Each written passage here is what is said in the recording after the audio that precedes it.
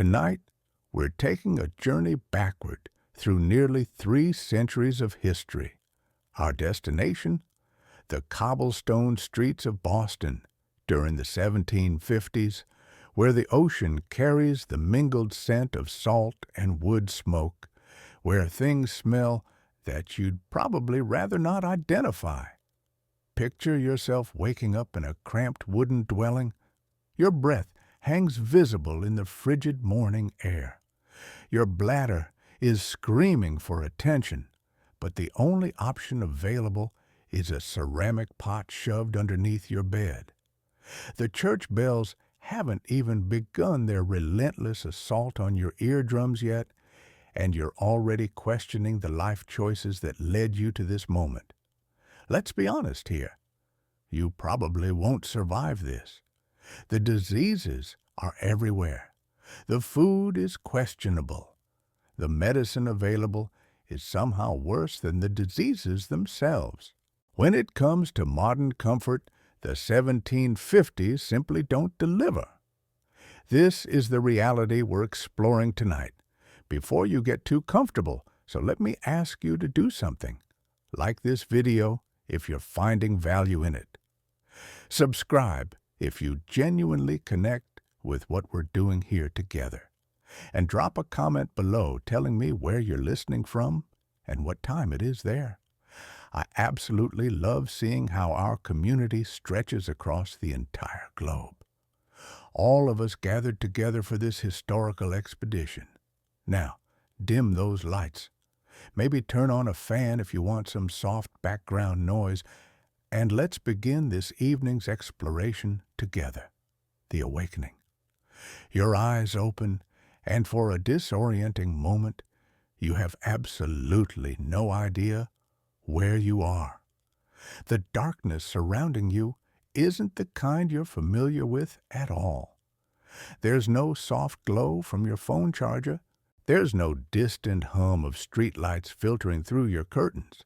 This is true darkness, the kind that existed before electricity became ubiquitous. It's a blackness so complete that you literally cannot see your own hand if you hold it directly in front of your face. Gradually, your other senses start filling in the gaps that your eyes cannot. A faint smell of wood smoke reaches you, lingering from a fire that burned itself out hours ago. But there's something else too. Something distinctly earthy and distinctly organic. The unmistakable presence of a chamber pot that's been faithfully serving its purpose all night long. This is your welcome to 1750s Boston. The bed beneath you is nothing like the memory foam paradise you might be accustomed to in your own time. What you're lying on is a simple wooden frame with ropes strung across it in a crisscross pattern. These ropes are what support your mattress, which is stuffed with straw, corn husks, or if you're fortunate, feathers. Ever wonder where the phrase "sleep tight" actually comes from?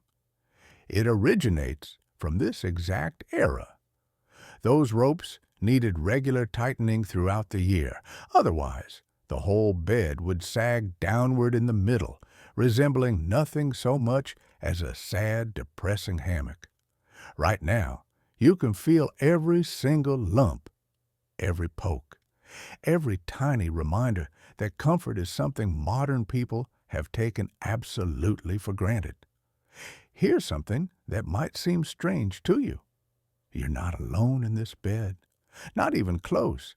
Sharing sleeping space is completely normal in colonial Boston.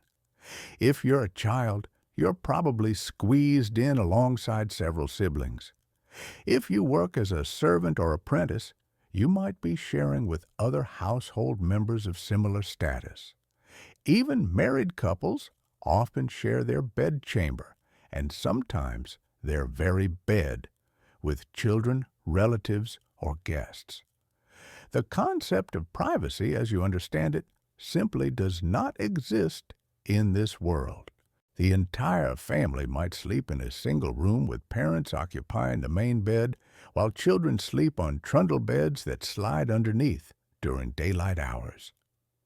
Historians have spent considerable time debating whether this complete lack of privacy created stronger family bonds or simply made everyone irritable and desperately craving personal space. What we do know is this: you're currently pressed against someone who definitely needs a bath. Actually, multiple people who need baths. As your eyes gradually adjust to the darkness, you begin to make out the dim outlines of your surroundings. The room is small, very small, perhaps 10 feet by 12 feet at most. The walls are rough-hewed wooden planks that offer minimal insulation. A single window is covered with oiled paper rather than glass. Glass being an expensive luxury that most households simply cannot afford. This single window lets in only the faintest suggestion of approaching dawn. The floor beneath your feet is bare wood, and it's cold enough that you seriously reconsider whether you really need to use that chamber pot right now. The ceiling overhead is low with exposed wooden beams that you'll definitely hit your head on at least once before the day is over. The whole space has a slight tilt to it, because perfectly level construction is just another thing that the 18th century hasn't quite figured out yet. The furniture in the room is sparse but functional. A wooden chest holds whatever clothing and possessions you own, which honestly isn't much. A small table, maybe a chair or two, a cradle if there's an infant in the family. Everything is handmade, often crafted by family members or local craftsmen who take pride in their work. These items are built to last because nobody can afford to replace things regularly. There's a hearth against one wall, the heart of the home, really. Right now it's cold and dark, but it's absolutely essential for cooking, heating, and providing the only reliable light source once the sun goes down. You'll become intimately familiar with that hearth over time. Your entire life will revolve around it. The morning sounds. Somewhere in the distance, a rooster crows. Then another. Then what sounds like every single rooster in Boston decides to join in this chorus because colonial cities are absolutely filled with livestock. Chickens, pigs, goats, cows. They all live alongside humans in close quarters. The rooster's cry is your alarm clock. It's the signal that darkness is retreating, and it's time to face another day. There are no snooze buttons in the 1750s. There's no lying in bed scrolling through your phone for 20 minutes. When the rooster crows, you get up because daylight is precious and there's work that needs doing. But first, those church bells. Even before you've fully risen from your bed, the bells of Boston's many churches begin their morning call. The Old South Meeting House, the Old North Church, King's Chapel. Their bells ring out across the city in a cascading symphony that's absolutely impossible to ignore. These bells serve multiple purposes beyond just calling people to prayer, though that's certainly part of it. They regulate the entire rhythm of colonial life. They announce the time since most people can't afford clocks. They signal emergencies. They mark important events. And they constantly remind everyone that the church is watching. The Puritan influence that founded this city may have softened somewhat by the 1750s, but religion still permeates every single aspect of daily existence. You swing your legs over the side of the bed, and your feet make contact with the cold wooden floor. The shock travels up your spine immediately. You briefly consider crawling back under the covers, but you can hear movement elsewhere in the house. Someone is already up, probably starting a fire in the kitchen hearth. The smell of wood smoke is beginning to drift through the gaps in the floorboards.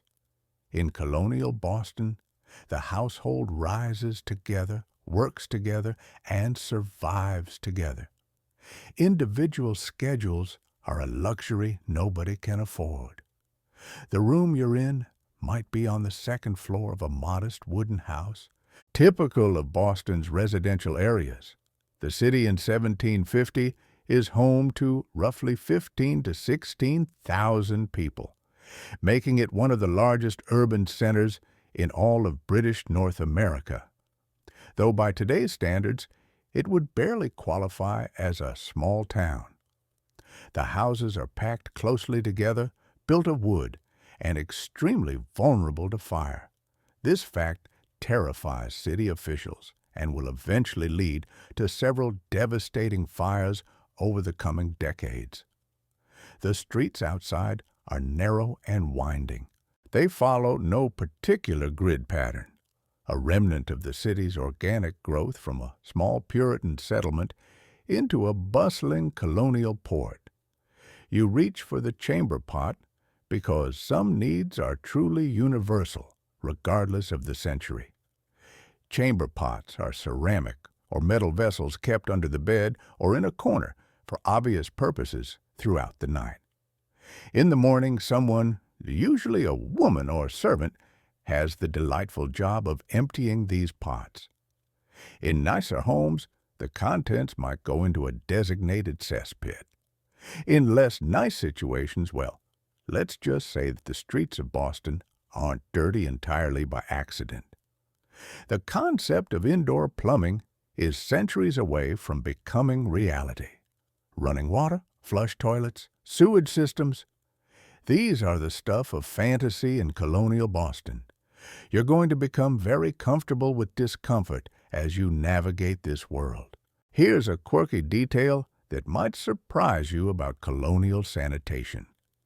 Some colonists use something called a close stool, which is essentially a chair with a hole in the seat and a chamber pot beneath it. It sounds primitive, but it was actually considered quite refined. Wealthier families might have close stools with padded seats and decorative woodwork because apparently, if you must relieve yourself into a pot, you might as well do it in style. The close stool would be kept in a small private closet if the home was grand enough, which is where we eventually get the term quote one that later evolved into simply quote two. So the next time you use a restroom, you can thank a colonial Boston merchant for that linguistic journey through history. Getting ready for the day. The air in the room is stale and quite cold. Ventilation isn't a priority in colonial home construction. In fact, keeping drafts out is far more important given the brutal New England winters that everyone must endure. The windows stay closed. The doors are sealed. Fresh air is something you only get when you venture outside.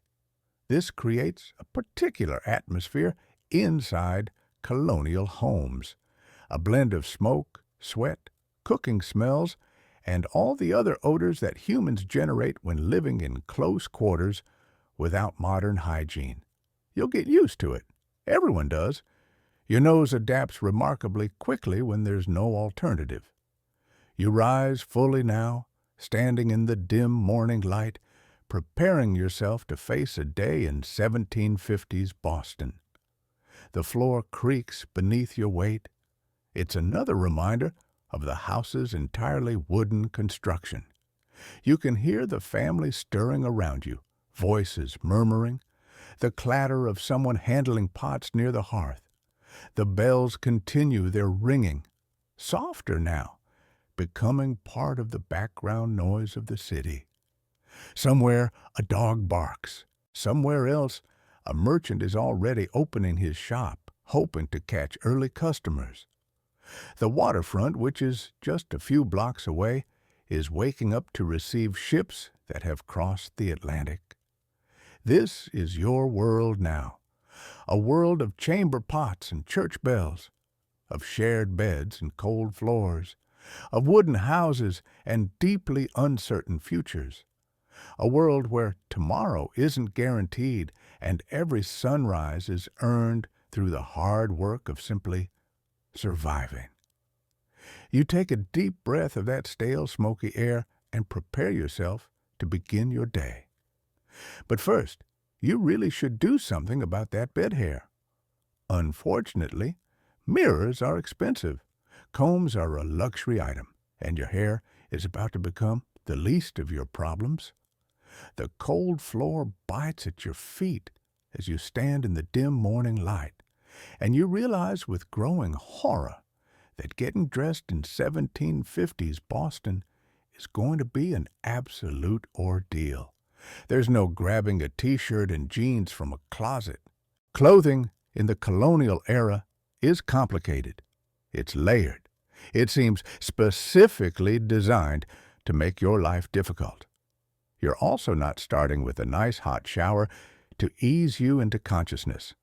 In fact, the very concept of daily showering would strike your colonial neighbors as bizarre and possibly dangerous. Water, after all, is believed by many to carry disease directly through the skin. Better to stay dirty than risk opening your pores to illness. This is the medical wisdom of the age, and arguing with it will get you nowhere. So instead of showering, you approach a wash basin, if you're lucky enough to have one. It's a simple ceramic or wooden bowl filled with water that was drawn from a well yesterday and has been sitting overnight, developing a thin film of ice on top if the season is cold enough. You break through that ice with your fingers, already regretting consciousness, and splash some of this frigid water on your face. That's it. That's your morning wash in its entirety. Maybe you'll wet a cloth and wipe down your hands, your neck, the parts of you that seem most urgently in need of attention. A full bath is a rare event happening perhaps once a month if you're particularly fastidious.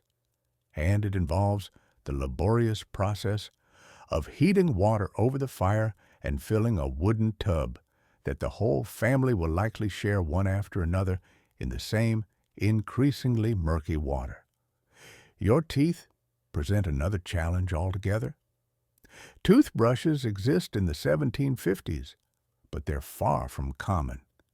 The earliest versions are twigs with frayed ends or small brushes made from animal hair, usually horse or boar, attached to bone or wood handles.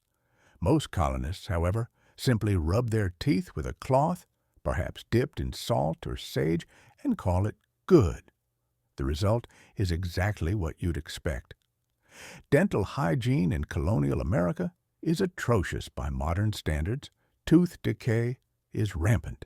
Tooth extraction is a common and horrifying procedure performed by barbers and blacksmiths. Bad breath is universal enough that nobody particularly notices it anymore. That pleasant morning kiss with your spouse. Both of you smell like you've been gargling upon water in regret. The complex matter of clothing. Now comes the clothing. And this is where things get genuinely complicated. If you're a man in colonial Boston, you're looking at multiple layers that must be assembled in a specific order. You start with a linen shirt worn directly against the skin. This shirt is your primary undergarment. Underwear, as you know it, doesn't really exist. The shirt is long, reaching to your mid-thighs, and it serves the crucial function of protecting your outer clothing from your body's oils and sweat. Linen can be washed. Wool and other fabrics cannot be easily cleaned, so your shirt gets changed perhaps once or twice a week, depending on your means and how much you've been sweating, while your outer garments might go months without washing. Over the shirt come your breeches. those knee-length pants that button or tie just below the knee. You'll pull on stockings that reach up to meet the breeches, held in place by garters tied around your legs. Already, you're dealing with more fasteners than a modern outfit would require for a formal wedding. The breeches themselves button at the waist and often have a distinctive front flap that buttons closed, the precursor to the modern fly, but far more elaborate. Getting dressed is a process that takes real time and attention. There's no throwing on sweatpants and calling it done. Next comes the waistcoat, that vest-like garment that buttons up the front and provides an additional layer of warmth and formality. Over the waistcoat goes the coat itself, with its long skirts, large cuffs, and decorative buttons. The coat defines your status, its fabric, its color, its condition. All of these announce to the world exactly where you stand in colonial society. A gentleman wears fine wool or silk. A laborer wears rough homespun. There's no hiding your class when your clothing speaks so loudly.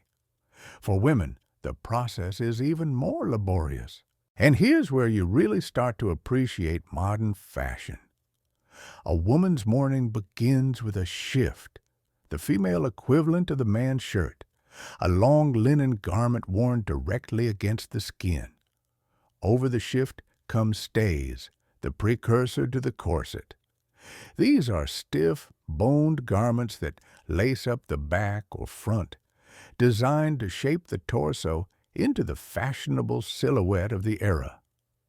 Getting into stays without help is nearly impossible, which is why colonial women often relied on each other, sisters, mothers, servants, to dress. The stays aren't necessarily uncomfortable when properly fitted, despite what popular culture might suggest, but they do restrict movement and require adjustment throughout the day. Over the stays come multiple petticoats, 1, 2, sometimes 3 or more layers of skirts worn for warmth and to create the proper shape. Then the actual gown or jacket and skirt combination, pinned or tied in place. The whole ensemble involves dozens of pins because buttons are expensive and zippers won't be invented for another century and a half. Getting dressed as a colonial woman requires a minimum of 20 minutes, even with practice, and heaven help you if you need to use the bathroom once you're fully assembled. There's a reason making water was a considered activity requiring advanced planning. Here's a fun quirk about colonial clothing that might surprise you. Pockets. Women's clothing of this era doesn't have built-in pockets like men's do. Instead, women wear separate pocket pouches tied around their waist and accessed through slits in their petticoats. These pockets are often beautifully embroidered and can hold a surprising amount. Money, keys, handkerchiefs, small tools of daily life. Losing your pocket or having it cut by a thief is a genuine disaster. The phrase quote 3 comes directly from this reality of separable, vulnerable pockets. Historians still argue whether colonial women found their clothing oppressive or simply normal. Modern assumptions about stays being torture devices don't entirely hold up under scrutiny. Working women needed mobility and wouldn't have worn garments that prevented them from doing their jobs. The stays provided back support for long hours of labor and served as a kind of proto-sports bra during physical work. Context matters when judging the clothing of the past. Breakfast and morning rituals. Now, here's something that might surprise you. Coffee exists in 1750s Boston, but it hasn't yet conquered the morning routine. The dominant hot beverage of the era is tea. Glorious British, heavily taxed tea imported from the East and served in homes throughout the colonies. Coffee houses exist and are popular gathering spots for men discussing business and politics. But at home in the morning, you're far more likely to be offered a cup of tea if you're offered a hot beverage at all. Many colonists simply start their day with small beer, that weak, slightly alcoholic drink that's safer than water and provides a gentle morning buzz. Yes, people in the 1750s often begin their day with alcohol. The water supply is questionable at best. Fermented beverages are trusted, and nobody thinks it's strange to give children watered-down beer with their breakfast porridge. Speaking of that breakfast porridge, don't get too excited about it. The concept of breakfast as a distinct, important meal is still developing in colonial America. For most working people, the morning meal is quick, simple, and meant to provide fuel for hours of labor ahead. You might get a bowl of hasty pudding, which is essentially cornmeal mush boiled in water or milk until it reaches a consistency somewhere between oatmeal and paste. Maybe some molasses for sweetness, if the household can afford it. Maybe some bread, dark, dense, nothing like the fluffy loaves you're used to. Perhaps spread with butter or dripping. The wealthy might enjoy more elaborate fare, but for ordinary Bostonians, breakfast is utilitarian, not enjoyable. The morning routine also involves certain spiritual obligations that we modern folks might overlook. Family prayer is expected in many households, particularly those with strong religious convictions. The head of the household, almost always the father, might read from the Bible, lead the family in prayer, and offer guidance for the day ahead. This isn't optional. This isn't a suggestion. In Puritan-influenced Boston, neglecting family worship is a moral failing that neighbors will notice and possibly report. Your spiritual life is public business, and starting the day without acknowledging God is starting the day wrong. As you finish dressing, layering on all these garments that suddenly make you appreciate the simplicity of modern clothing, you catch a glimpse of yourself in whatever reflective surfaces are available. Mirrors with actual glass are expensive luxuries. You might have a small hand mirror if you're fortunate, or you might rely on polished metal, still water, or simply the judgment of family members who will tell you if your wig is crooked. Yes, wigs. Men of any social standing often wear wigs, powdered white or gray, covering their natural hair, which is kept short beneath. Wigs require maintenance, powdering, and careful storage. They also host their own tiny ecosystems of lice and other parasites, which is partly why they became fashionable in the first place. Better to have bugs in a wig you can remove than in your actual hair. The household awakens.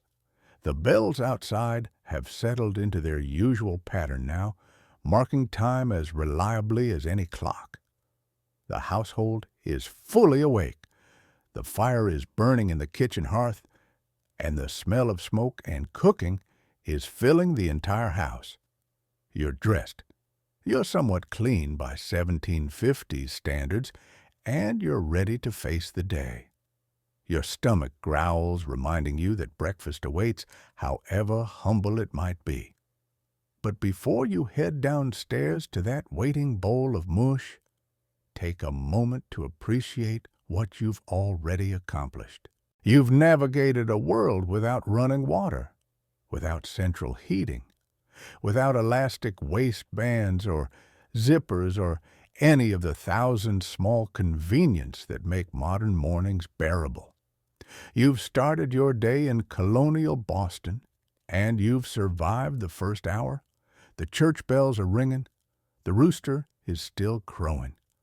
Somewhere in the streets below, the city is coming alive.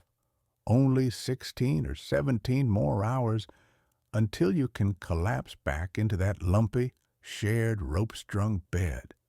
The stairs creak beneath your feet as you descend toward the kitchen. Each step announces your presence to anyone listening below. Colonial houses are not built for stealth. Every floorboard, every door, every piece of furniture seems designed to broadcast your movements to the entire household. Privacy. In 1750s, Boston is not just scarce, it's nearly non-existent. The walls are thin, the rooms are small, everyone knows everyone else's business, simply by paying attention to the sounds of daily life. The kitchen is finally warm, at least, after the cold upstairs chambers. Someone has been up for an hour already, coaxing the hearth fire back to life from the banked coals of last night. Fire is precious, and letting it go completely out is both wasteful and dangerous. Restarting a fire from scratch requires flint and steel, patience, and dry tinder that might not always be available. So the coals are carefully preserved overnight, buried under ash to keep them alive, then breathed back into flame each morning with gentle blowing and the addition of kindling. This is a skill every colonial person learns early because fire means survival. You settle onto a bench near the long kitchen table, and breakfast appears before you. Don't let the word breakfast create any false expectations. This is not a spread of eggs, bacon, toast, and fresh orange juice. That kind of morning feast won't exist for ordinary people for another century or more. What you're looking at is a wooden bowl filled with something that resembles thick, grayish porridge. This is hasty pudding, the staple breakfast of colonial New England, made from cornmeal boiled in water until it reaches a consistency that can only be described as enthusiastically mediocre. Cornmeal is the backbone of colonial American cuisine, a gift from the indigenous peoples who first cultivated maize and taught European settlers how to use it. The Puritans who founded Boston might have literally starved without corn in those early years. By the 1750s, it remains the most reliable, affordable grain available.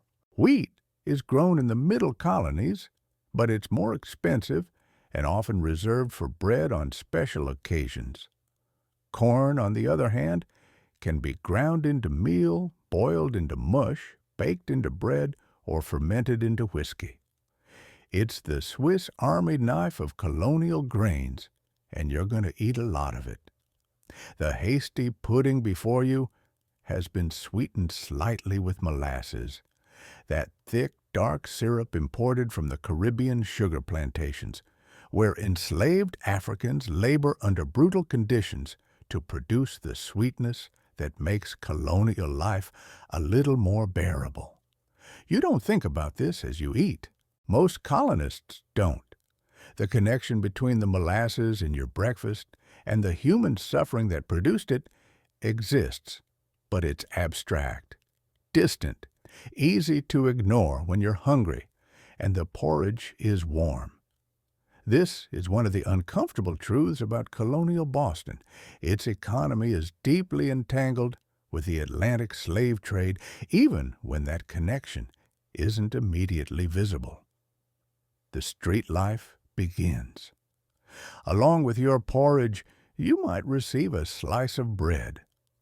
Colonial bread is nothing like the soft white pre-sliced loaves of the modern supermarket. It's dark, dense, and chewy, made from rye, cornmeal, or a mixture of grains that gives it a hearty, almost challenging texture.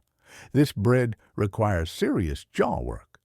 It's often a day or two old because baking is labor-intensive and happens on a schedule rather than daily. Fresh bread is a treat. Stale bread is the norm. You learn to dip it in your porridge, softening it enough to be edible, making the most of every calorie. And then there's the beverage situation, which continues to surprise modern sensibilities. You might be handed a mug of small beer to wash down your breakfast. Small beer, sometimes called table beer, is a weak alcoholic drink brewed from the second or third runnings of the grain used to make stronger beer.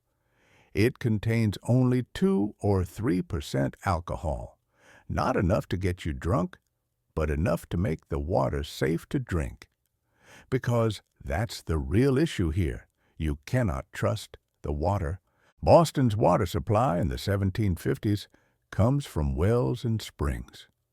While it's better than in many cities of the era, it's still not reliably clean by modern standards. Diseases like typhoid, dysentery, and cholera spread through contaminated water. While colonists don't fully understand germ theory, they know from experience that fermented drinks don't make people sick the way plain water sometimes does. So everyone drinks beer, cider, or other mildly alcoholic beverages as a matter of course. Children drink small beer. Pregnant women drink small beer. Your grandmother drinks small beer. This is not considered drinking. It's considered hydration. Here's a quirky fact that might make you smile. Colonists in this era often viewed water drinkers with suspicion. Choosing to drink water when beer or cider was available suggested poverty, eccentricity, or possibly dangerous ideas about health. Benjamin Franklin, who lived in Boston during his youth before moving to Philadelphia, would later note the strange English habit of drinking water and how it marked him as an outsider in certain circles. Water was for animals, for washing, for emergencies. Civilized people drank something that had been through the magical purifying process of fermentation. If tea appears at your breakfast table, it's a sign of relative prosperity. Tea is imported from China through the British East India Company, and it's heavily taxed, a taxation that will become rather significant in about 20 years when some locals decide to throw it into the harbor. But for now, tea is a respectable, if expensive, morning drink for those who can afford it. The conversation at the breakfast table is likely practical rather than philosophical. There's work to be done, tasks to be assigned, the day's schedule to be discussed. The head of the household might outline expectations for each family member, chores for the children, errands to be run, work that needs completing before nightfall. Colonial families function as economic units, with every member contributing to household survival.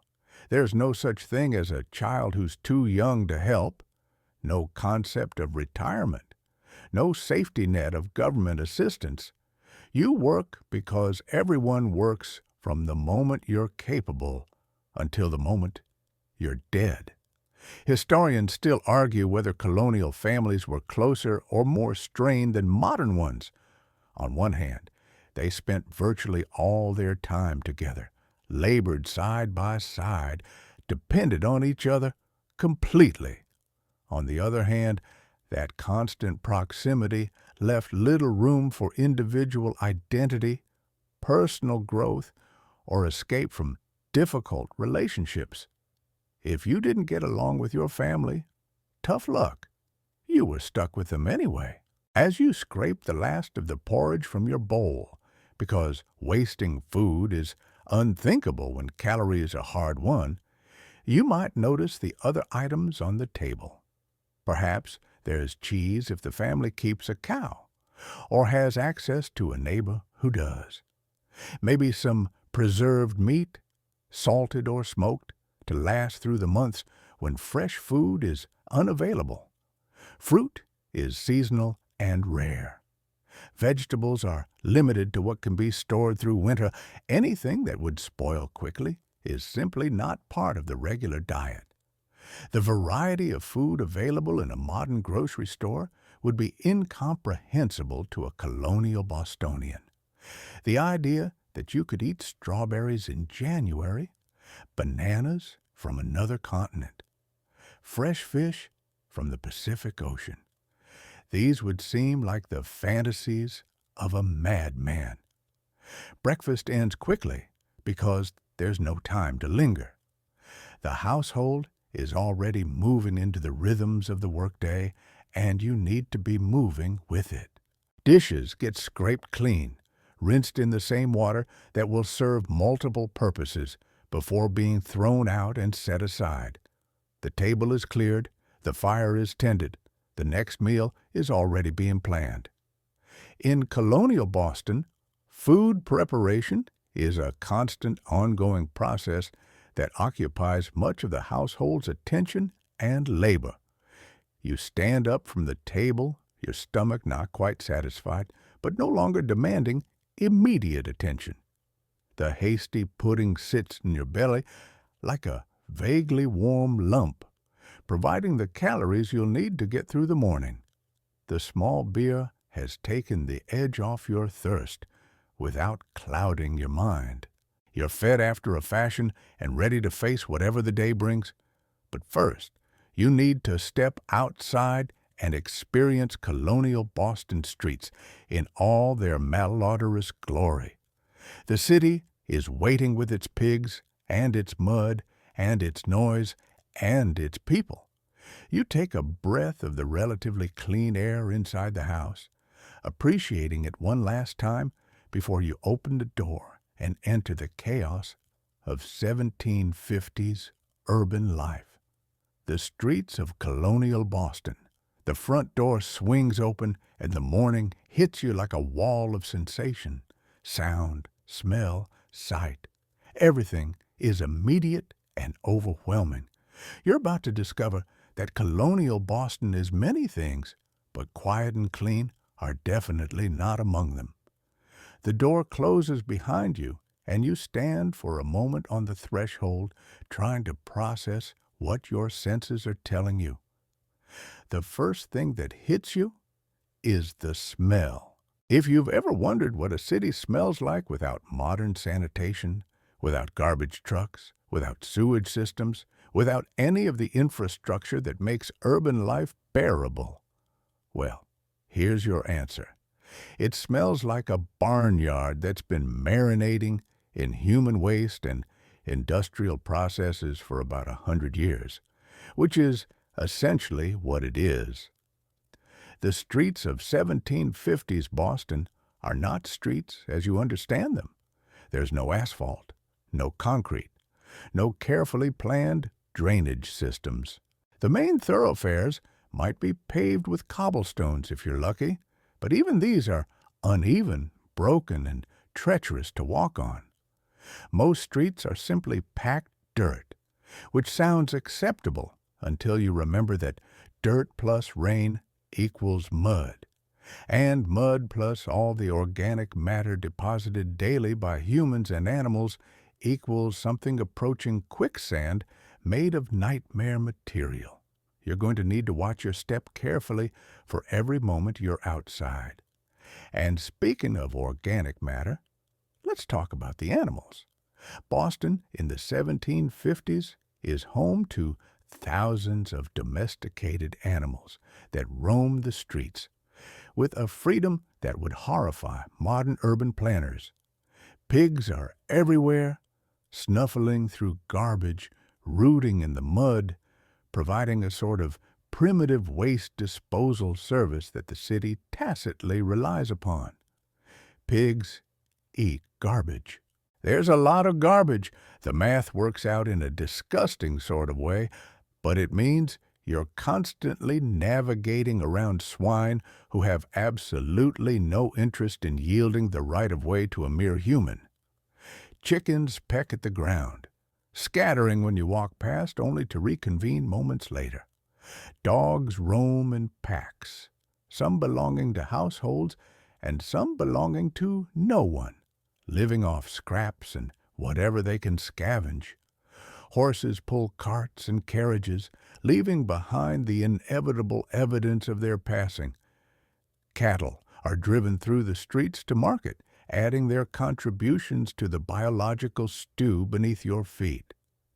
The city has tried repeatedly to regulate animal keeping, to require fencing, to maintain some semblance of order, but enforcement is spotty and the animals persist.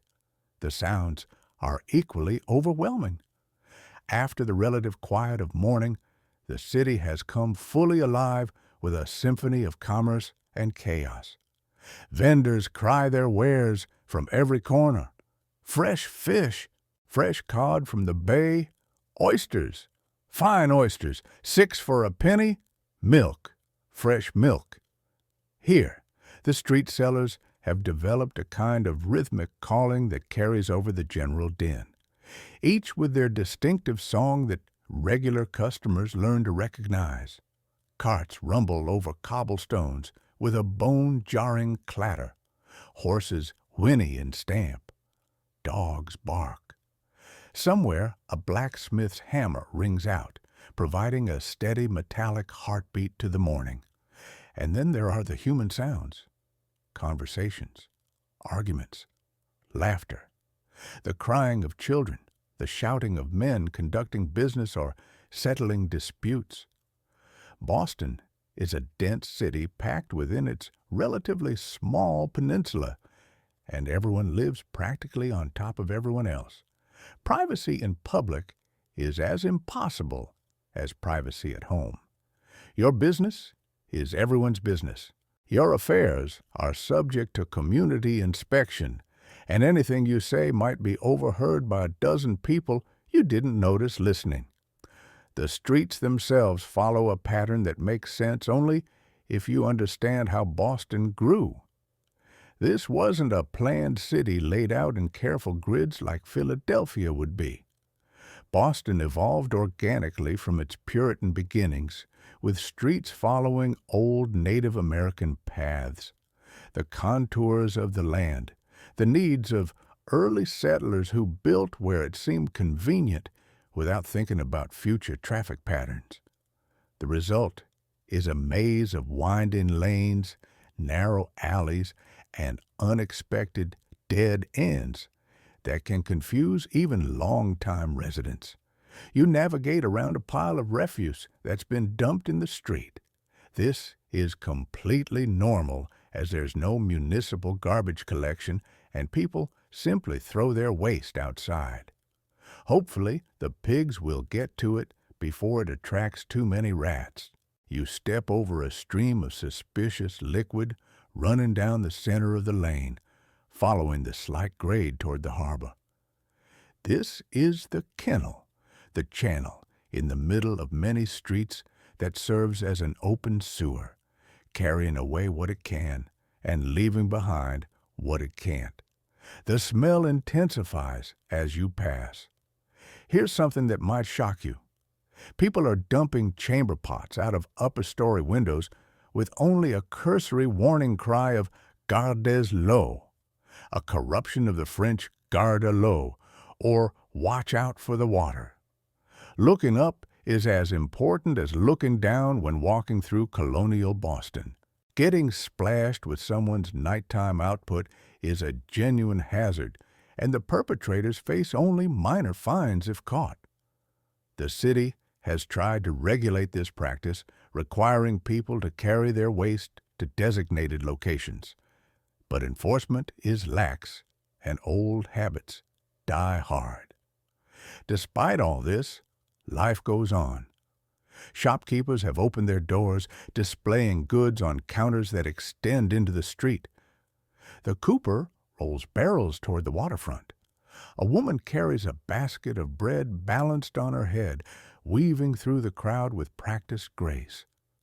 Children dart between adults, running errands or causing mischief or both.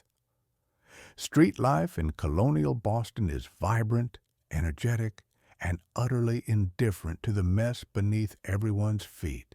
You adapt or you don't survive, and everyone here has adapted.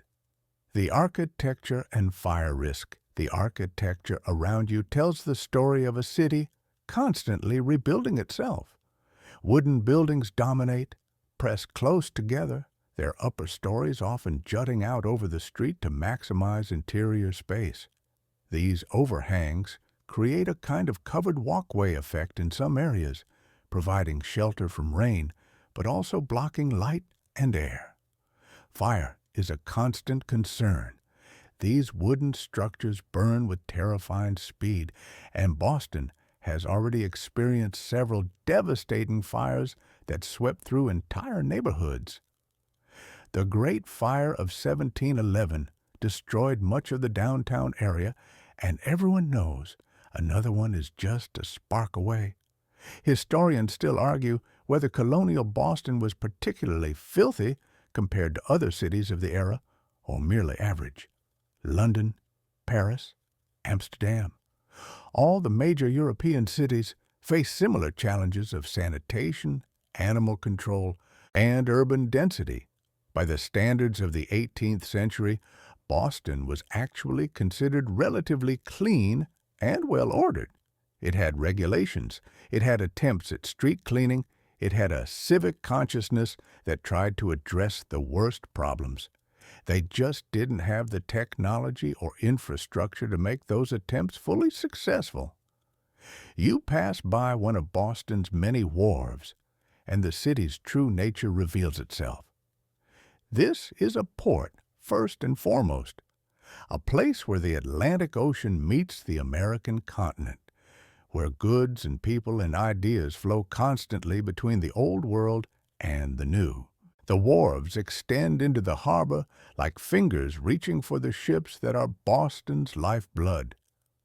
Commerce and trade at the waterfront Long Wharf, the largest, stretches nearly half a mile into the water, lined with warehouses and shops and counting houses where the business of empire is conducted daily. The air changes as you approach the water. Salt and fish dominate now with undercurrents of tar, hemp, and the distinctive smell of wet wood. Ships of all sizes crowd the harbor, merchant vessels loading and unloading cargo, fishing boats returning with the morning's catch, small skiffs moving people and goods between ships and shore. The waterfront is controlled chaos, a dance of ropes and pulleys, crates and barrels, sailors and dock workers who seem to communicate through a language of gestures and grunts. You pause to watch a ship being unloaded. Workers carry crates on their backs, moving in a continuous line between hold and warehouse. What's in those crates? Everything.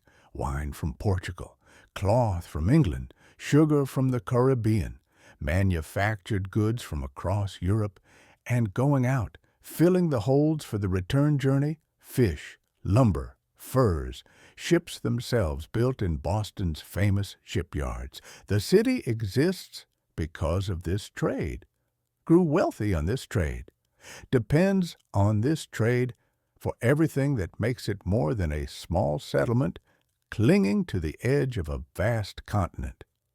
The harbor is also beautiful in its own way. The morning light glitters on the water. Seabirds wheel overhead, crying in their distinctive voices.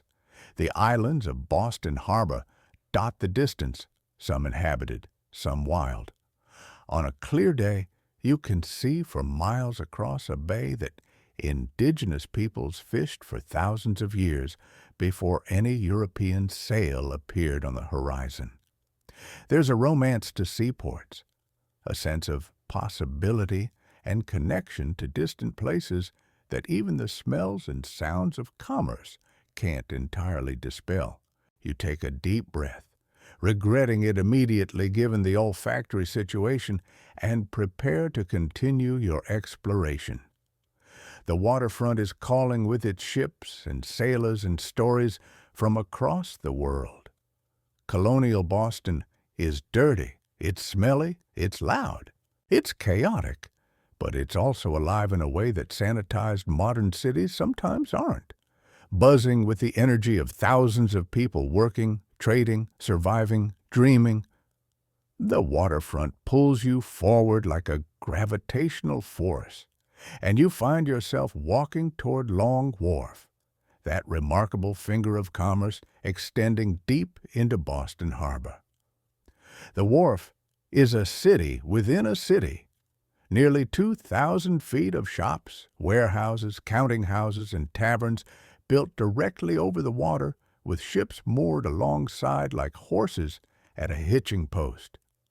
This is where the world meets Boston, where the Atlantic Ocean connects a small colonial city to the vast networks of global trade that define the 18th century. The first thing you notice beyond the intensified smell of fish and salt is the incredible diversity of humanity on the waterfront.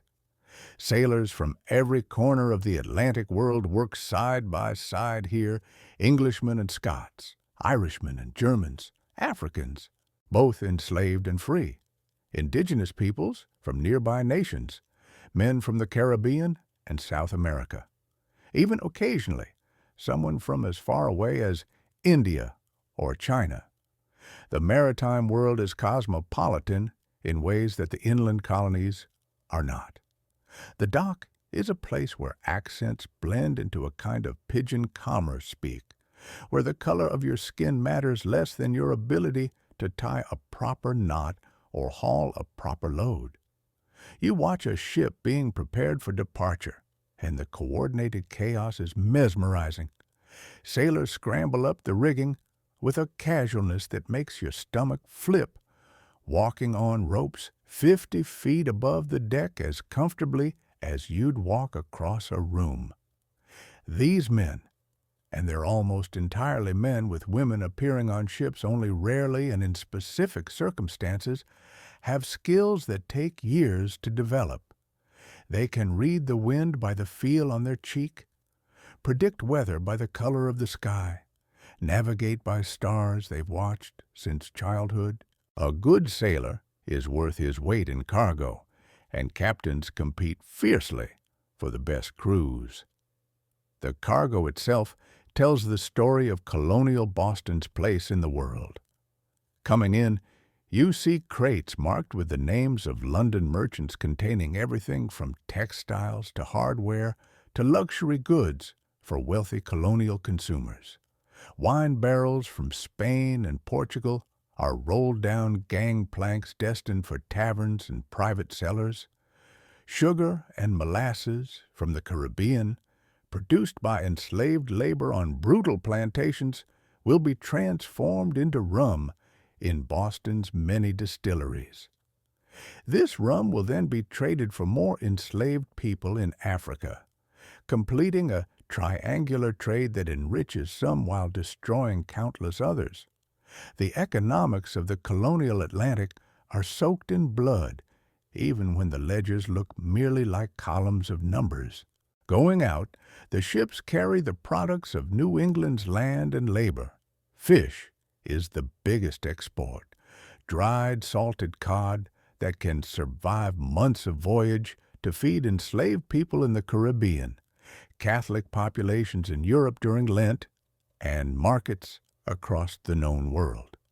New England fishing boats venture as far as the Grand Banks off Newfoundland, harvesting the seemingly endless schools of cod that have been drawing European fishermen to these waters since before Columbus.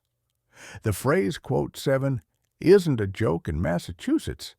This fish built the colony's economy and remains central to its identity. Lumber is another major export. The vast forests of New England provide timber for shipbuilding, furniture making, and construction across the Atlantic world. White pine, in particular, is prized for ship masts, and the largest trees are reserved by law for the Royal Navy, marked with the King's broad arrow to prevent colonial use. This policy rankles many colonists who feel that their own resources are being claimed for distant imperial purposes. It's one of many small grievances accumulating beneath the surface of colonial loyalty. You pass by a group of sailors engaged in animated conversation, and you catch fragments of stories about their voyages. One is describing a storm off the coast of Virginia that nearly sank their vessel. Another is complaining about the food aboard ship. Salt pork so hard it could be carved into buttons. Biscuits so infested with weevils that men learned to eat in the dark to avoid seeing what they were consuming. A third is laughing about a port in the Caribbean where certain pleasures were available for a sailor's wages. The conversation is rough, profane, and completely authentic to the world these men inhabit. Here's something fascinating about colonial sailors. They were among the most radical people in the Atlantic world. Living outside the normal structures of society, moving constantly between cultures and continents, they developed their own egalitarian traditions that seem startlingly modern. On many ships, the captain's authority was limited by crew agreement, and major decisions were made by vote. Sailors shared in the profits of the voyage rather than simply earning wages. They had early forms of disability insurance, with crew members contributing to funds that would support those injured in service. This tradition of maritime democracy would influence revolutionary thinking in the decades to come, when sailors proved to be among the most enthusiastic participants in colonial protests against British authority. Work and labor historians still argue whether colonial Boston's maritime economy was progressive or exploitative. On one hand, it provided opportunities for social mobility that didn't exist in more stratified European societies. A poor boy who proved himself capable could rise to become a ship's captain, a merchant, even a wealthy man. On the other hand, that same economy depended fundamentally on enslaved labor in the Caribbean, on the exploitation of sailors who faced brutal working conditions on fishing boats where men routinely died at sea. The wealth you see on display in Boston's finest homes was built on a foundation of suffering that the wealthy preferred not to examine too closely. Speaking of wealth, you notice the merchants moving among the commerce with an air of authority. These are the men who own the ships, finance the voyages, buy and sell the cargoes that pass through Boston Harbor. They wear finer clothes than the sailors. They carry themselves with the confidence of success. They conduct business with handshakes and verbal agreements that bind as surely as any written contract. The merchant class of colonial Boston is creating a new kind of aristocracy, one based on money rather than birth, on commercial acumen rather than hereditary titles. It's a distinctly American development, though the merchants themselves would be horrified to be described as anything other than loyal British subjects. You watch a transaction unfold at a counting house window.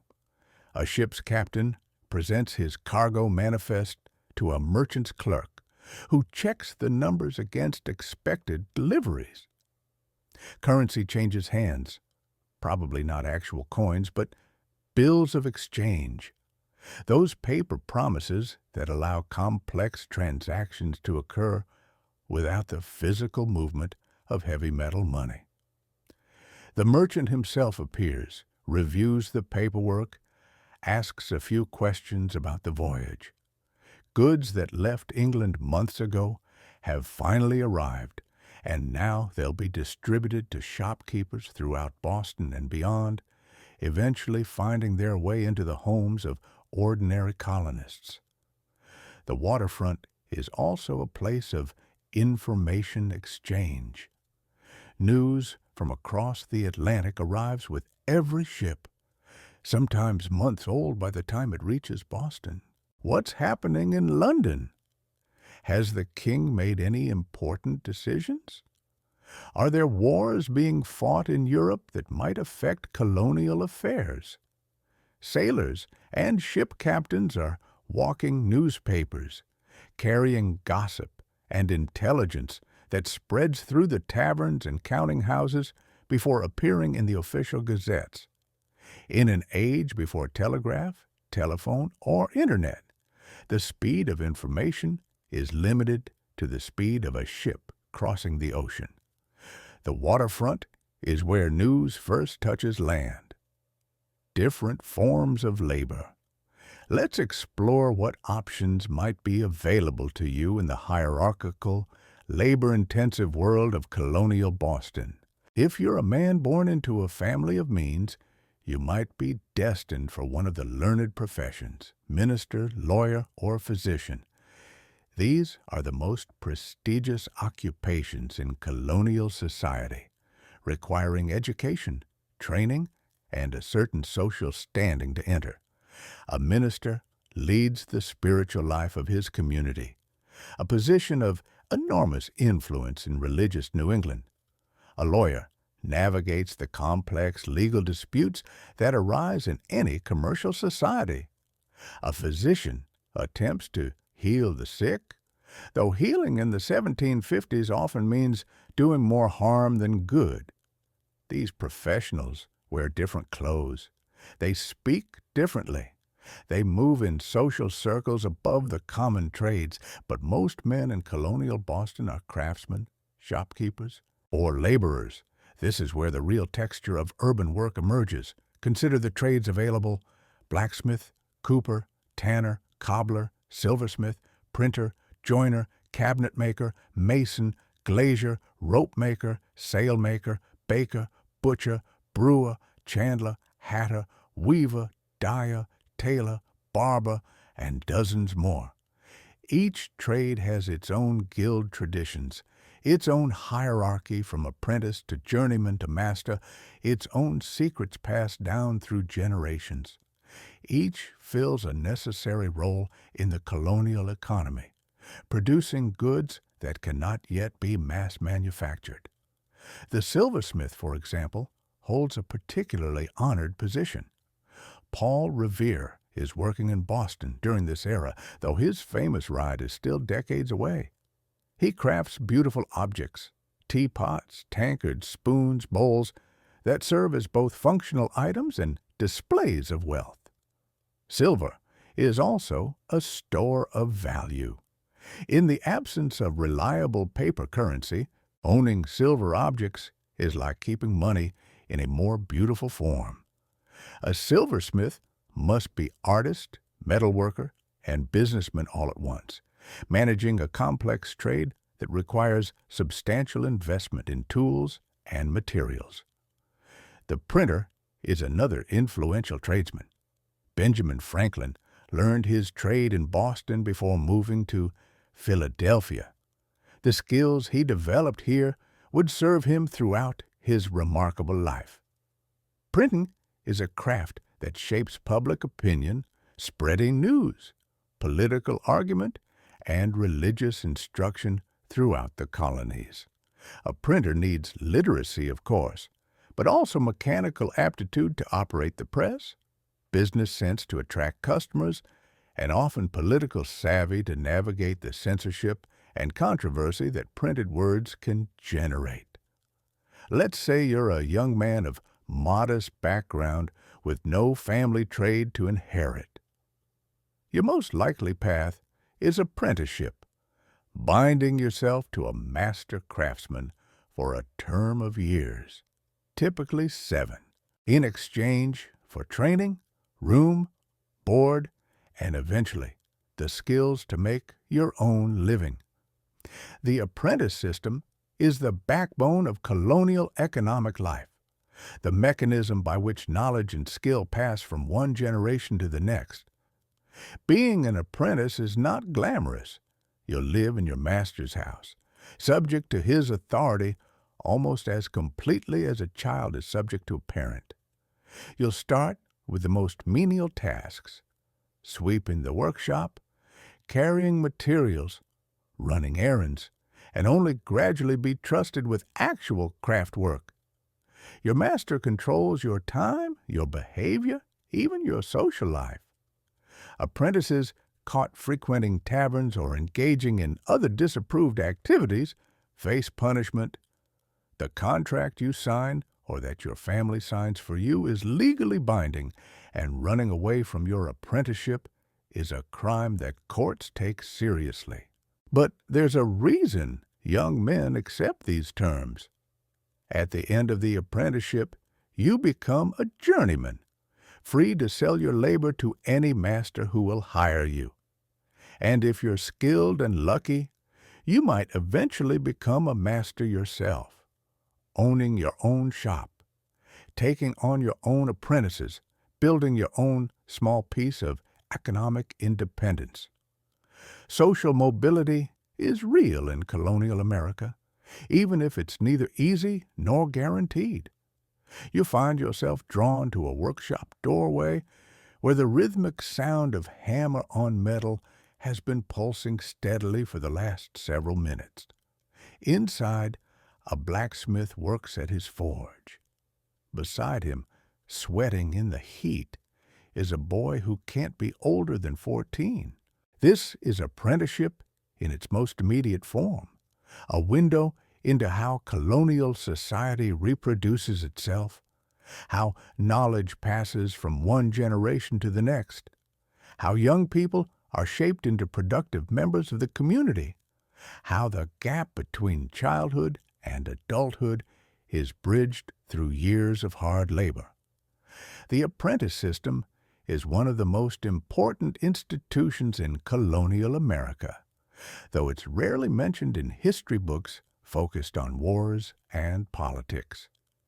It's the mechanism that turns children into workers, that allocates human resources to economic needs, that maintains the quality and continuity of skilled trades. Without apprenticeship, there would be no craftsmen, no merchants, no professionals. The entire economic structure of colonial society depends on the willingness of masters to train and the willingness of youth to learn. The process begins when a boy reaches the age of around 12 to 14, when he's considered old enough to begin productive work, but too young and unskilled to earn independent wages. His parents, guardians, or parish authorities arrange for him to be bound to a master craftsman through a formal legal contract called an indenture. This contract specifies the terms, the length of service, typically 7 years, the master's obligations, training, room, board, and sometimes a payment at the end of the term, and the apprentice's obligations, obedience, diligence, and secrecy about the master's trade practices. Once bound, the apprentice essentially becomes part of the master's household. He lives under the master's roof, eats at the master's table, and falls under the master's authority for all aspects of life. The master stands in the place of a parent, responsible for the apprentice's moral instruction as well as his craft training. This isn't a job. It's a transformation of identity as the young person is reshaped from a dependent child into a skilled tradesman. The early years of apprenticeship are often miserable.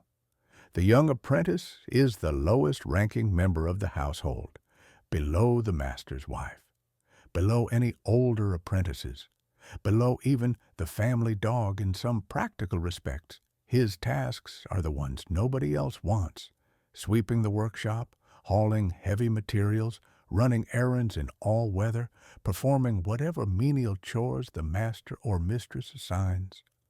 The actual work of the trade is revealed slowly as the apprentice demonstrates trustworthiness and capability. But gradually, over months that stretch into years, the apprentice begins to learn. He watches the master work, imitating techniques, internalizing the rhythms of the craft. He's given us small tasks, then larger ones, until he's producing work that contributes meaningfully to the shop's output. The master corrects his mistakes, sometimes physically. Corporal punishment for apprentices is legal and common. The master refines his technique and shares the accumulated wisdom of the trade. By the end of the apprenticeship, the young man should be capable of performing any task the trade requires. Women's work and constraints. For women, the occupational landscape is dramatically different and far more constrained. Most women work. There's no question of leisure for any but the wealthiest. But their work is centered on the household economy: cooking, cleaning, spinning, weaving, sewing, preserving food, making soap and candles, caring for children, tending gardens and livestock. These endless tasks consume the hours of colonial women. It's work that's essential to family survival, but it's also work that's unpaid, unrecognized, and largely invisible in the official economic records of the era. Some women do participate in commerce more directly.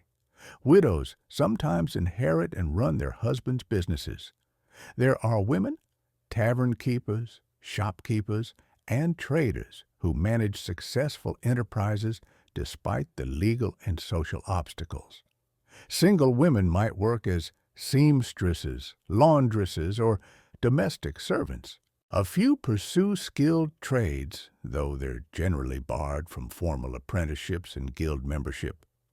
The dame school teacher, who runs a small school out of her home teaching young children basic literacy, is a common female occupation. But these opportunities exist in the gaps and exceptions of a system that fundamentally excludes women from public economic life. Here's something that might surprise you about the colonial workday. Many colonial laborers worked incredibly long hours by modern standards. A typical workday might begin at sunrise and continue until sunset, particularly during summer months when daylight extends the productive hours. The weekend, as we know it, doesn't exist. Saturday is a workday, and Sunday is devoted to religious observance rather than leisure. The concept of free time is largely foreign to working people of this era. When you're not working for wages, you're working on household tasks. When you're not doing that, you're probably sleeping. But work in the 1750s also has rhythms and breaks that moderns might find appealing. The strict clock discipline of industrial capitalism hasn't yet taken hold. Masters might allow apprentices time off for local festivals, work stops for important community events. The pace of labor often follows the task rather than the hour. There's no time clock to punch, no performance metrics to meet. The relationship between worker and work is different, more personal, more integrated into the whole of life, rather than cordoned off into separate work and leisure spheres. Medicine and health.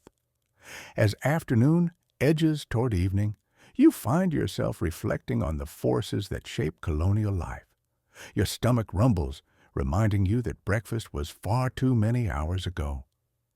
This is the dinner hour in colonial Boston.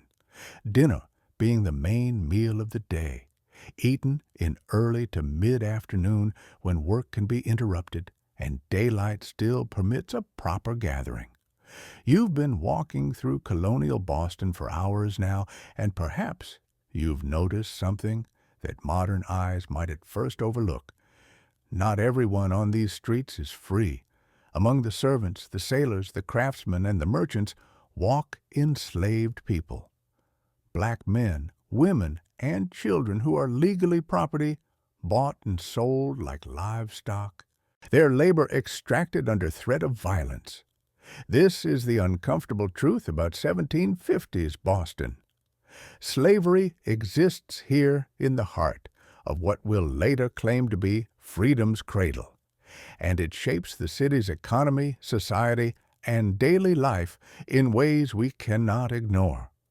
The mythology of Northern innocence in American slavery is exactly that, mythology. Massachusetts Bay Colony legalized slavery in 1641, making it the first British colony in North America to do so explicitly.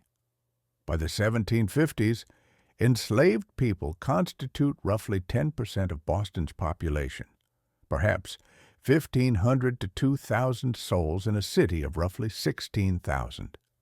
They work as household servants, dock workers, artisan assistants, sailors, laborers of all kinds. Their presence is so common that colonists barely remark on it. Slavery is simply part of the social fabric. The experience of enslavement in Boston differs from the plantation slavery of the southern colonies in important ways, though not in ways that make it less than slavery. Enslaved people in Boston typically live in closer proximity to their enslavers, often in the same house, sometimes sleeping in the same room as the children they care for or near the workshops where they labor. This intimacy does not indicate kindness. It creates constant surveillance and eliminates even the small privacies that might exist in plantation quarters. An enslaved person in Boston is never out of their enslaver's sight. Tavern life and community. The place to experience the dinner meal, if you're not heading home to family, is one of Boston's many taverns. These establishments are far more than drinking spots. They're community centers, information hubs, political meeting grounds, the closest thing colonial America has to restaurants. You push open the heavy door of a tavern on a side street off King Street, and you're immediately enveloped in a warm, smoky, surprisingly welcoming atmosphere. The room is dim, windows are small and expensive, so natural light is limited, but several candles and the glow of a fireplace provide enough illumination to navigate. Wooden tables are scattered throughout, surrounded by benches and simple chairs, most of them occupied by men engaged in conversation, card games, or the serious business of eating and drinking. The smell is powerful: wood smoke, roasting meat, spilled beer, pipe tobacco, the accumulated essence of thousands of previous patrons. A tavern keeper approaches, wiping his hands on an apron that might once have been wide. The meal is hearty, if not sophisticated.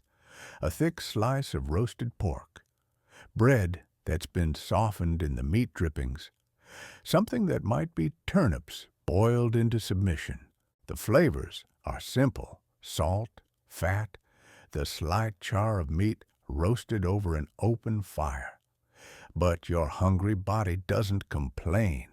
You eat with the same knife you carry for all purposes, tearing bread with your hands, drinking beer that's darker and earthier than anything you'd find in a modern craft brewery. Portions in colonial taverns are generally generous. The culture prices abundance, at least in public eating situations, and going hungry is a sign of poverty that carries real social stigma. A man who can't afford a proper dinner is a man whose credit is questionable, whose business dealings should perhaps be approached with caution. Eating well in public is a form of display, showing that your affairs are in order and your future is secure. This might be why colonial Americans gained a reputation for heartiness that distinguished them from their more abstemious European cousins. The tavern keeper circulates among the tables, refilling drinks, exchanging words with regulars, keeping an eye on the room's temperature, both literal and figurative. A good keeper knows when conversation is getting too heated, when to separate potential combatants, when to cut off someone who's had enough. The tavern is his living room, and he maintains it with a host's combination of hospitality and authority. Misbehave here, and you might find yourself unwelcome, forced to take your business to some lesser establishment. As you finish your meal and nurse your second beer, you notice a group in the corner engaged in what seems like particularly intense discussion. Papers are spread on the table. Voices are lowered conspiratorially. In 1750s Boston, this could be anything. A business partnership being formed, a legal case being discussed, or perhaps something more politically charged. The tensions between colony and crown that will eventually explode into revolution are already building, though most colonists don't yet imagine how far things will go. The tavern is also a place for games and entertainment. Dice and cards appear at several tables, though gambling is technically regulated, and games are supposed to be for small stakes. A game of billiards might be happening in a back room if the tavern is prosperous enough to own a table. And there's always the entertainment of conversation itself, the sport of wit and argument that educated colonists cultivate as a mark of refinement. Religion and society. The afternoon shadows are lengthening as you continue through Boston streets. The first thing that hits you is the sound of church bells. Again, still, always. The bells of Boston's churches are the heartbeat of the city, marking time, calling the faithful, announcing events, and reminding everyone constantly, inescapably, that religion is not optional in this community. You can no more escape the church in 1750s Boston than you can escape the air you breathe. It shapes everything: law, custom, family life, social standing, the very rhythm of your days. So let's talk about what it actually means to be religious in colonial New England. The Puritan founders of Massachusetts Bay arrived with a mission to create a godly society, a city upon a hill that would demonstrate true Christian community to a corrupt world. By the 1750s, that original fervor has cooled somewhat.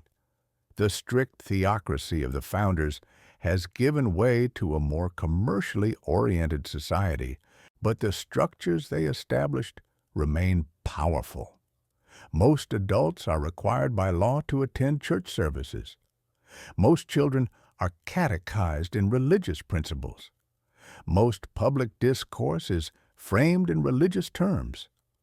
Most social respectability depends on demonstrating appropriate piety. The congregational churches that dominate Massachusetts are descended from the Puritan movement that shaped English Protestantism. They believe in predestination, the idea that God has already chosen who will be saved and who will be damned, and human actions cannot change this divine decision. This might seem like a recipe for fatalism, but Puritans drew the opposite conclusion. Since you can't know for certain whether you're among the elect, you should live as if you are, demonstrating through righteous living the signs of God's grace. This produces a culture of constant moral self-examination, trying to discern in your own life evidence of salvation or damnation. Church membership is not automatic. To become a full member of a congregational church, you must provide testimony of your conversion experience, a personal narrative of how you came to recognize God's grace in your life. This relation is examined by church elders who determine whether your experience is genuine enough to merit admission. The process is intimidating and exclusive. Many attend church for years without ever achieving full membership. It's a spiritual gatekeeping that creates hierarchies within the congregation: full members who can vote on church matters, halfway members with partial standing, and mere attenders who lack any formal status. The minister, the pastor of your congregation, is one of the most important figures in colonial society. He's educated, often Harvard-trained, familiar with ancient languages and theological debates that most parishioners cannot follow. He preaches every Sunday and often on weekday lecture days as well, explaining Scripture, exhorting moral behavior, connecting the daily lives of his congregation to the cosmic drama of salvation and damnation. A powerful preacher can move his listeners to tears, to spiritual crisis, to transformation. A boring one can empty a meeting house faster than a fire alarm. Here's something that might surprise you about the 1750s. These are a moment of religious upheaval in colonial America. The Great Awakening, that wave of evangelical revival that swept through the colonies in the 1730s and 1740s, has left deep divisions. Preachers like George Whitefield and Jonathan Edwards, famous for his sermon, "Sinners in the Hands of an Angry God," have challenged established churches, emphasizing emotional conversion experiences over formal theology. Some congregations split between old lights, who preferred traditional worship, and new lights, who embraced revivalist enthusiasm. These divisions are still fresh and sometimes bitter. Religion in colonial Boston is not just about individual salvation. It's about community and social order. The church is where everyone comes together to affirm shared values and common identity. It's where social hierarchies are reinforced through seating arrangements. It's where morality is defined and enforced through both spiritual and social means. The challenges of colonial life. Your walk has taken you past taverns and markets, through neighborhoods both prosperous and poor, and you're beginning to notice something fundamental about colonial Boston. The profound differences in how people experience daily life based on their class, gender, race, and social position. A wealthy merchant's daughter has access to education, refined goods, and the prospect of an advantageous marriage. A poor servant girl has almost none of these. A master craftsman enjoys respect and authority. An enslaved person has no rights at all. The revolution that will eventually transform this society is still decades away, but the contradictions that will fuel it are already present in every interaction, every transaction, every social encounter. As night approaches and you make your way toward shelter, take a moment to reflect on the complexity of colonial Boston. It's not simply a quaint historical backdrop. It's a real place inhabited by real people trying to survive and thrive within systems that constrain them. It's a place where extraordinary possibilities exist alongside brutal limitations, where innovation flourishes even as tradition constrains, where freedom is celebrated while slavery thrives. Understanding this complexity, refusing to simplify it into either romantic nostalgia or simple condemnation, is the challenge of historical thinking. Colonial Boston was home to people who believed they were building something good, something that would last. They couldn't know that within a few decades their world would be convulsed by revolution, that the fundamental contradictions they took for granted, claiming freedom while enslaving others, celebrating self-governance while excluding most people from participation, would eventually tear apart the society they were building. As darkness falls over the city, as the sounds of commerce fade and the streets empty of their daytime bustle, as families gather around evening fires and chambers close their doors against the night, take comfort in this. The universal human needs that drove colonial Bostonians to survive, to build, to connect with others, to find meaning, are the same needs that drive us today. The methods might be different. The technologies might be unimaginable to them. But the fundamental human experience remains recognizable across the centuries. Tonight, as you prepare for sleep in a comfort they could never have imagined, remember that history is not just about great events and famous people. It's about ordinary people living their ordinary lives within extraordinary constraints. It's about how they made meaning, how they persevered, how they loved, how they resisted, how they dreamed of something better, and how some of those dreams eventually changed the world. Close your eyes now and let the bells of 1750s Boston fade into silence. Let the smell of wood smoke and the sound of creaking floorboards recede into memory. Drift toward sleep, knowing that you've walked through history, not as a passive observer, but as a participant, experiencing as much as possible what it meant to be alive in this time and place. The city sleeps. The watch calls the hour. The stars wheel overhead, indifferent to human history, marking time as they have for billions of years and will continue long after all our struggles are dust.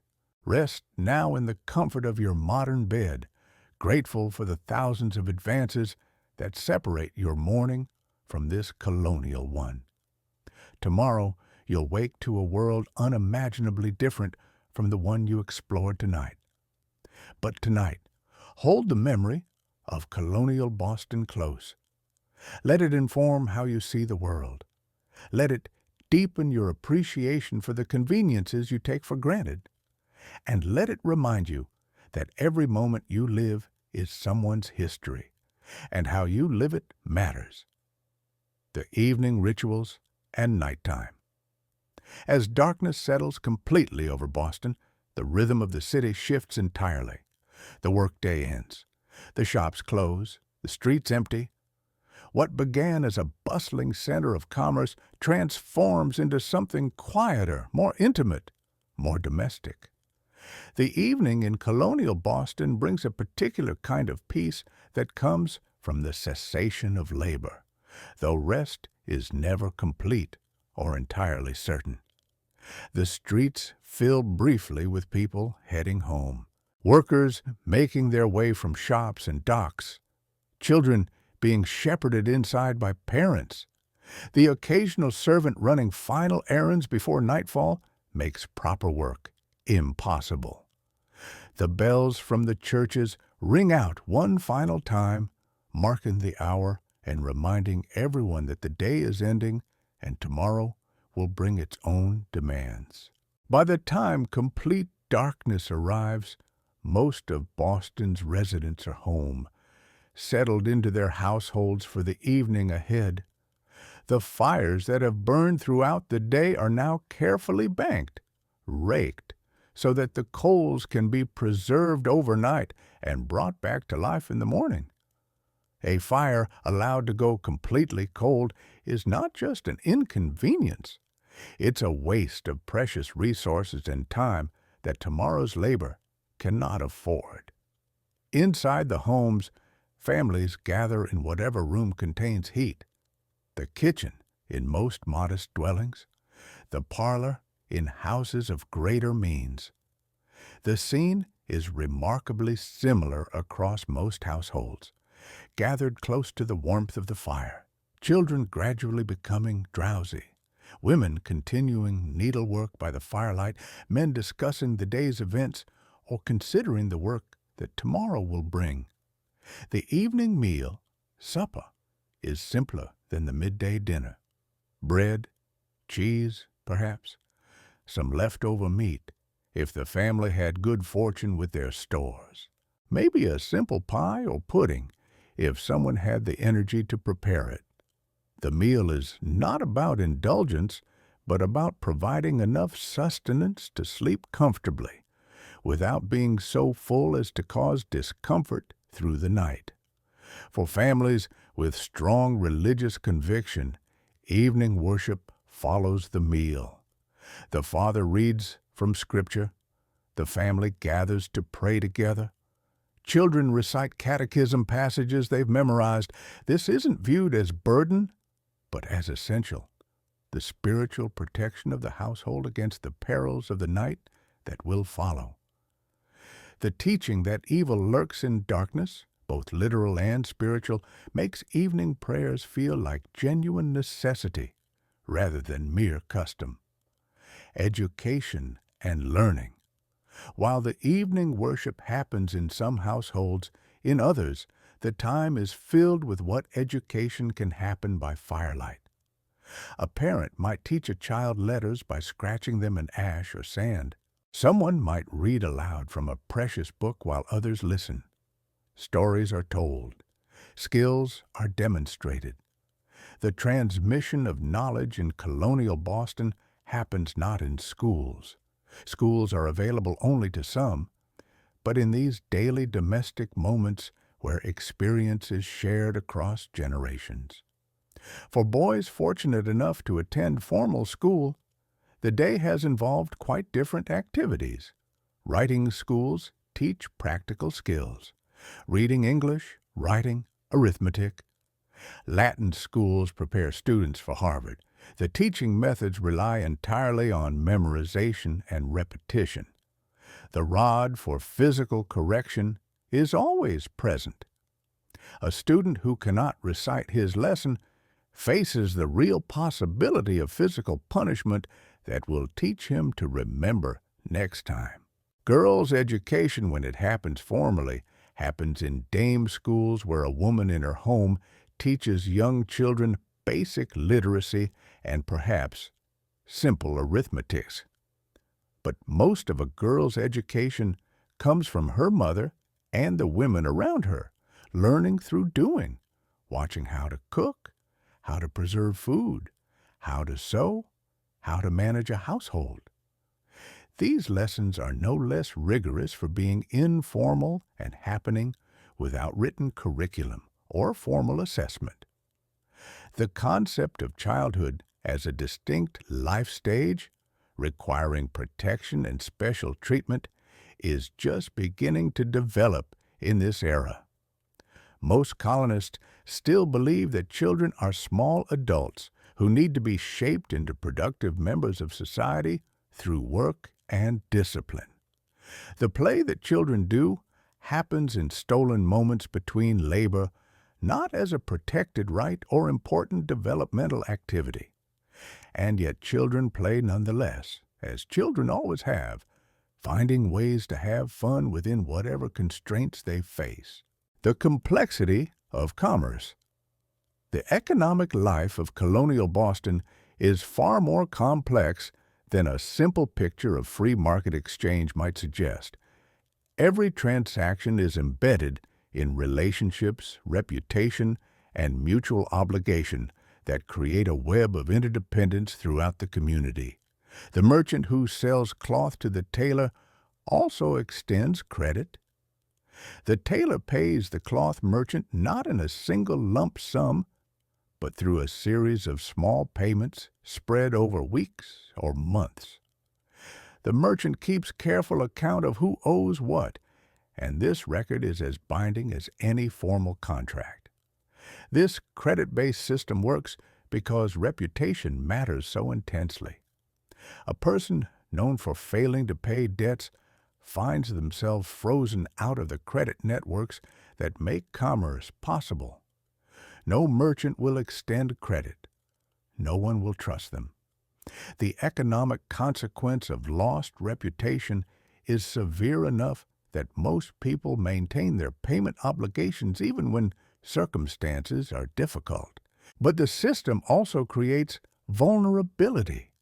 A merchant who extends too much credit to customers who cannot pay finds himself in financial difficulty. A laborer who receives wages only in promises of future payment might face hardship if the business he works for fails. The fragility of the economic system means that fortune and misfortune can come quickly. A successful merchant can lose everything if his ships are lost at sea. A steady craftsman can find himself unable to work if illness or injury strikes.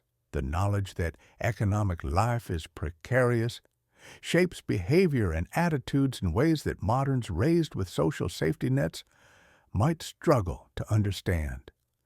Every colonial Bostonian knows deeply that survival is not guaranteed, that disaster can strike, that planning ahead is essential even when current circumstances seem stable. This awareness informs how people treat each other, how they invest in relationships, how they build their financial security. The role of institutions beyond the family and the economic networks, colonial Boston's life is shaped by institutions that create structure and meaning. The church stands at the center of communal life, but the town meeting also plays a crucial role, especially in Massachusetts, where local governance gives citizens more direct voice than in other places. The town meeting is where free male property holders gather to decide local affairs. The size of the property required to vote excludes many: the poor, women, enslaved people, servants, and laborers without land. But it's still broader participation in governance than existed in most places. These meetings decide whether to build a school, how much to spend on poor relief, what regulations should govern local commerce. Participating in these meetings teaches people how government works, how to debate, how to persuade, how to accept majority decisions even when you disagree. These experiences will prove important when the question of colonial governance becomes more contentious in the decades ahead. They create citizens who understand that political participation is possible, that collective decisions can be made democratically, that ordinary people can have voice in matters that affect them. Inequality and slavery. And yet, it's crucial to remember that this democratic participation, limited though it is, rests on a foundation of exclusion. Enslaved people have no voice. They are property in the eyes of the law, without legal standing to participate in any public institution. Indentured servants, though temporary laborers with eventual prospects of freedom, also lack voice. Women cannot vote. The poor who fail to meet property requirements cannot participate. The very democracy that seems remarkable by the standards of the 18th century is built on the legal non-personhood of a substantial portion of the population. The enslaved people of Boston live a complex existence. Some are born into slavery in New England and know no other life. Others have been brought from Africa, enduring the horrors of the Middle Passage, sold multiple times, carried far from everything they knew. Some are enslaved in households and form relationships with their enslavers' families. Even as they remain legally and fundamentally unfree, others work on the docks or in craft and see other enslaved people and free people of color creating networks of community and resistance. The few who gain freedom, whether through eventual manumission, purchase of their own freedom, or escape, find themselves in a precarious position. Free blacks in Boston face discrimination at every turn. They cannot vote, cannot testify against whites in court, cannot own certain kinds of property, cannot enter certain trades, yet they are neither legally enslaved nor fully accepted into the free community. They exist in a liminal space, neither one thing nor the other, excluded from the full benefits of freedom, but relieved of the bondage of slavery. The changing world. What the people of 1750s Boston cannot know is how dramatically their world will change in the coming decades. The revolution that will transform the 13 colonies into an independent nation is still more than 20 years away. The industrial transformation that will make Boston a manufacturing center is still further away.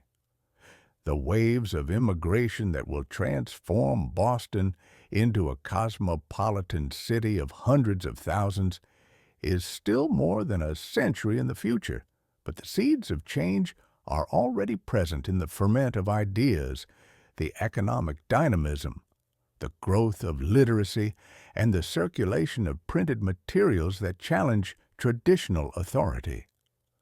The Great Awakening has demonstrated that religious authority can be questioned.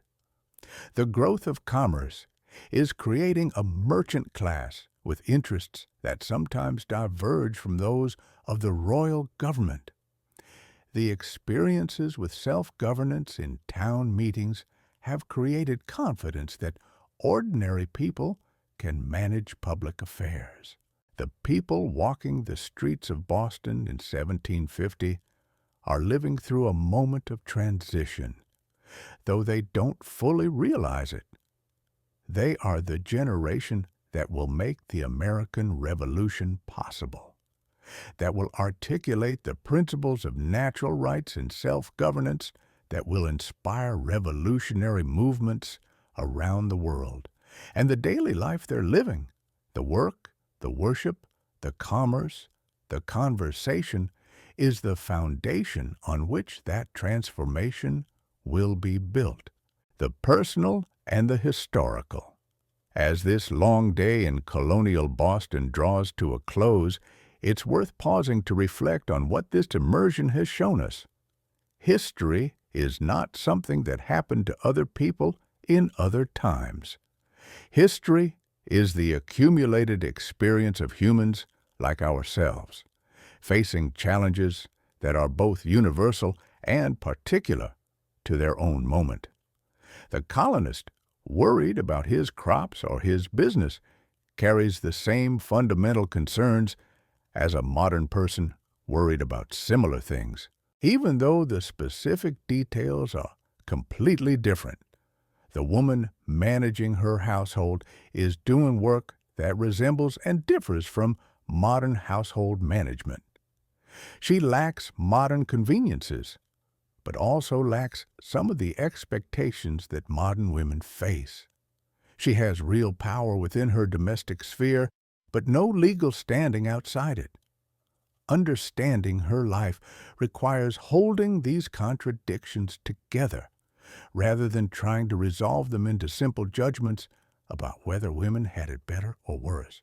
The enslaved person who maintains dignity and builds community despite bondage demonstrates human resilience, but also reveals the terrible injustice of a system that denies human dignity as a matter of law and custom.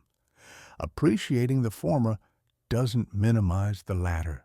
Recognizing the tragedy doesn't deny agency. The most honest historical reckoning holds multiple truths simultaneously. The child working in the shop or the field is both a participant in necessary family labor and a person being denied the protections and opportunities that we now understand children require. The craftsman developing skills through apprenticeship is both being exploited and genuinely learning knowledge that will sustain him through life. The merchant engaging in triangular trade is both a respectable businessman operating within his society's norms and a participant in a system of atrocity. Final reflections: these complexities and contradictions are not mistakes in historical analysis. They're the actual texture of human life, then and now. Acknowledging them doesn't paralyze understanding, it deepens it. It allows us to see the people of the past as fully human, not as villains or heroes, but as people navigating the circumstances they inherited, making choices within constraints, sometimes resisting injustice, and sometimes perpetuating it. As you emerge from this immersion in colonial Boston, carry with you the complexity you've encountered. Don't simplify it. Don't turn it into a simple story of progress or decline. Hold it as it was, messy, contradictory, human, remarkable in its combination of the familiar and the foreign. And recognize that you too are living in a moment of transition, even if you cannot see clearly what that transition will eventually become. The choices being made now, the systems being built, the values being prioritized, the people being excluded or included, these will shape a future that your descendants will find both familiar and strange. The sun sets over Boston Harbor, the bells fall silent, the city settles into darkness and the intimate routines of domestic life. And somewhere, someone is making a choice that will ripple through history in ways neither they nor we can fully predict. That's the true lesson of historical understanding, that every moment matters, that ordinary people shape the future through countless small decisions and actions, that your life, your choices, your engagement with the world is not separate from history. It is history, unfolding in real time. Sleep well then, and wake tomorrow with the knowledge that you carry the past with you and the future is being built by what you do today. Sleep well. Tomorrow the world will need you, but tonight there is only peace.